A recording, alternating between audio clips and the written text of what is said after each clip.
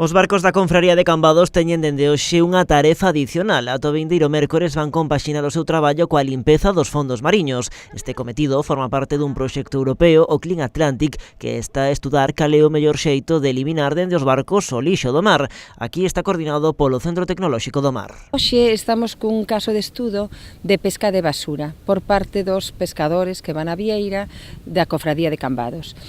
É a segunda actividade que realizan no marco deste proxecto. Hoxe van á campaña da vieira e, polo tanto, van co rastro de vieira.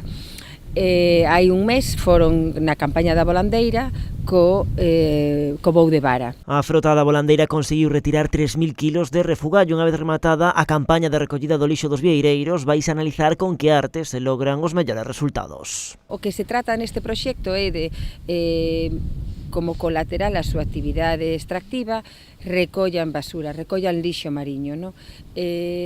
Con diferentes artes, en función da súa actividade, para ver que arte é mellor para pescar a máxima cantidad de basura posible, e logo tamén esta basura que se xunta, se pesa, se caracteriza, se estuda, e logo se xestiona con un xestor autorizado. Ademais, o proxecto serve para que os traballadores do sector tomen conciencia. O sector pesqueiro son os principais guardianes do seu medio de vida, son os principais interesados en que o mar estea limpo.